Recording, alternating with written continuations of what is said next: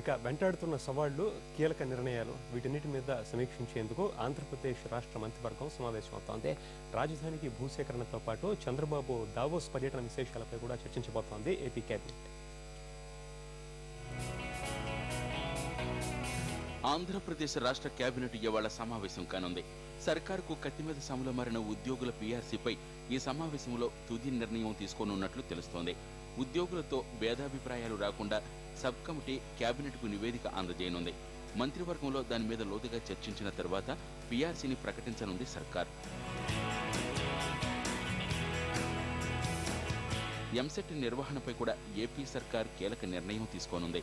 ఇందులో భాగంగానే ఈ అంశాన్ని కేబినెట్లో కీలక ఎజెండాగా పెట్టుకున్నారు. తెలంగాణ రాష్ట్ర ప్రభుత్వం ఎంసెట్ షెడ్యూల్ను విడుదల చేయడాన్ని తప్పుపట్టిన ఏపీ సర్కార్ ఎలా వ్యవహరిస్తుందన్న టెన్షన్ విద్యార్థుల్లో నెలకొంది. విద్యార్థులకు నష్టం కలిగించకుండా ఏకాభిప్రాయానికి రావాలని ఇప్పటికే 2 తెలుగు రాష్ట్రాలకు గవర్నర్ సూచించారు. ఏపీ సర్కార్ కూడా నేరుగా ఎంసెట్ నిర్వహిస్తుందా, లేదంటే ఈసారి తెలంగాణ ప్రభుత్వానికే నిర్వహణ బాధ్యతలు అప్పగిస్తుందా అన్నది కేబినెట్ సమావేశం చర్చించి నిర్ణయం తీసుకునే అవకాశం ఉంది.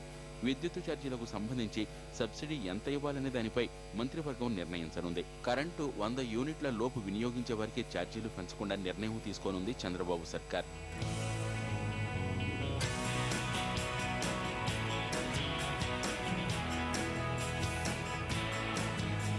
కొత్త పారిశ్రామిక విధానానికి కూడా కేబినెట్ ఆమోదం తెలిపే అవకాశం ఉంది. కొన్ని పరిశ్రమలకు సంబంధించి భూ కేటాయింపులకు మంత్రివర్గం ఆమోదం తెలపనుంది.